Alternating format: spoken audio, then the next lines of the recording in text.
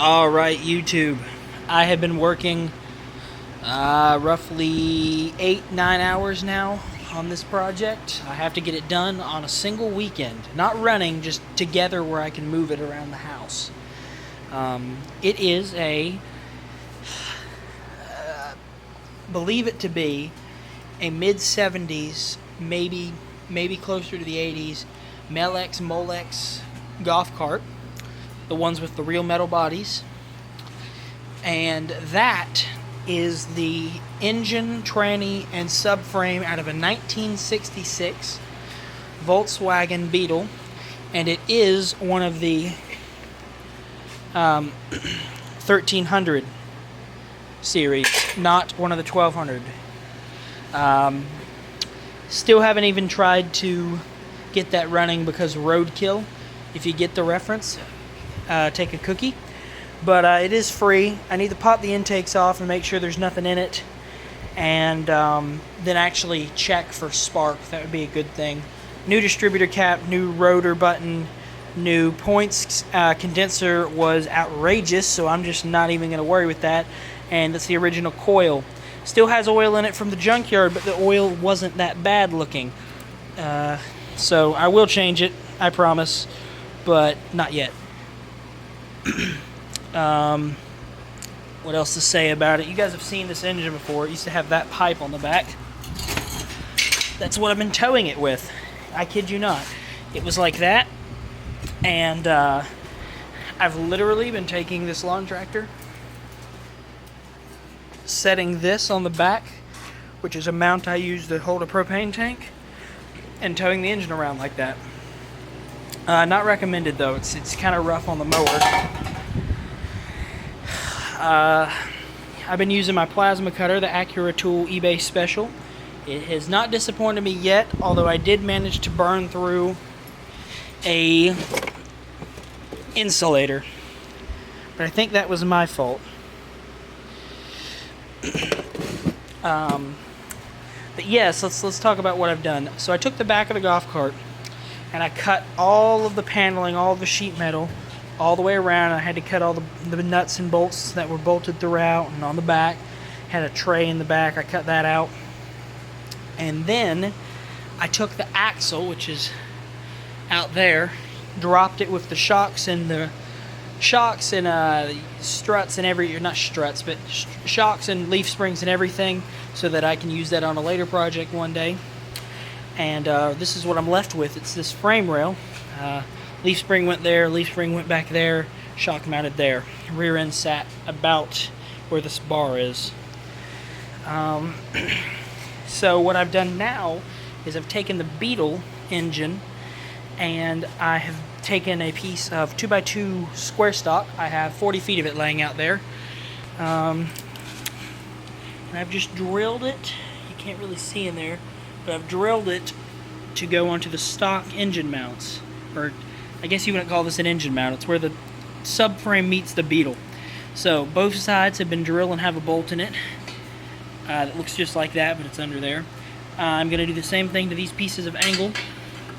And following the contours of the subframe, it'll sit something like that. It's not flush. It's not 90s. They kind of slope in. And then I will bolt it up, tack weld all the way around. Same on that side. Take the thing off, weld it up. Then I'm probably thinking I will plasma cut here off. Same on the other side. Take more square stock, put it here, have it just butt welded, and then running over to that main bar again. So that gives me a brace there, and then, oh yeah, the important brace. I'm going to lob that guy off because I don't need him. He's a shock mount. I would do it on this side, but it's got all that, and I don't want to. Oops, my bad. I don't want to clean it up. So cut that guy off, and then just have a piece of 2x2 square stock straight down, butt welded to this, and then welded to this this pipe. Might even, I'll probably reinforce it a good bit, maybe have a couple crossbars, maybe have something go over, and then I have this to play with. So I haven't measured it since it actually got together, but it's getting kind of big. I'm willing to bet you this is probably as long as the Beetle. But yeah. Maybe, probably what I'll end up doing with this space above, because it's obviously only a 2-seater, is obviously I have to clear this, so that does put it pretty high, but just have a wooden bed, stain some boards, make a wooden bed, and there's another mount just like this right there. It's just under the sheet metal, but I can pull that up, have that to play with.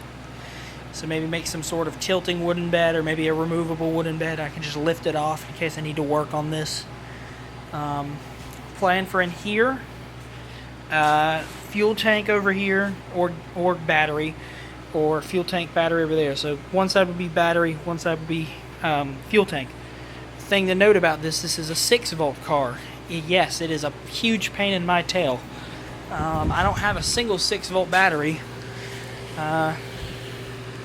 Yeah, see, Solex 6-volt. I rebuilt that carburetor, by the way, brand new kit in it. So that thing's all good. New needle seat, floats, all gaskets. The carburetor should be fine, but you know, once I have a battery, once I have a fuel tank, then I want to cut these bars out because they're nasty, rusty anyway from the battery acid, and then make this a storage crate. Try to make it watertight. Not to the point where you could take this thing into a river and it wouldn't get water in it, but to the point where if you're driving through puddles, it's not going to splash in there. It'd be nice under the seat. Up here, I'm going to put the instrumentation. This is all later, this stuff. Instrumentation's right here. I want an oil pressure, and I would really like to get a speedo, because I mean, I have a speedometer cable. Might as well hook up a speedometer so I know how fast I'm going. So that'll go in that little cubby. Leave that one open. I gotta hook up a clutch somewhere over here. Probably just grab a pedal off of something else, like if I can get a whole bracket and just bolt it to the firewall. Leave that. That'll be my gas. The brakes have to be rethought, because I want hydraulic brakes. I'm gonna use the existing Beetle setup. Just replace the wheel cylinders, lines, that sort of thing. And then on the front, I don't know yet. I would like front brakes because it's meant to have front brakes, but I don't know how possible that is with this setup. Another thing to mention, it's pretty cool how this golf cart does it. It has a steering box like a car. It isn't like the ones at work. I work at a golf course, and they're all easy go-karts, and they're set up with just tie rods similar to a go-kart, but this one has a little steering box. It's all cute and stuff, lots of play. It's too dark to see. Yeah, you can't see anything, but it's pretty cool.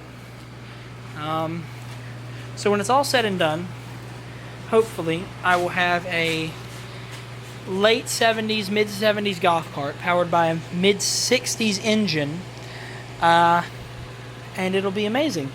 And I still got to get some tires, because, well, this one's dry rotted to the point that it's hard enough to not need air. And then that tire, that tire caught on fire, so it's kind of screwed. I'm thinking about, I have some old tires back in the shed. Thinking about mounting on here. If these are 15s, I'll just make them fit, and I do mean make them fit. But yeah, that's kind of what we're doing. It's been my project for the day. Like I said, I got about 9 hours in it now, and I have about 6 more hours tomorrow I can spend on it. And at that point, I don't want it to run. All I need it to do is for me to be able to pop the thing in neutral. Go down here, and it's in neutral. Pop it in neutral and tie it to a lawnmower or push it around, so that it is not in my parents' way, because they'll kill me. They will do that. But yeah, that's kind of the plan. So this is what I've been up to. Hope you enjoyed.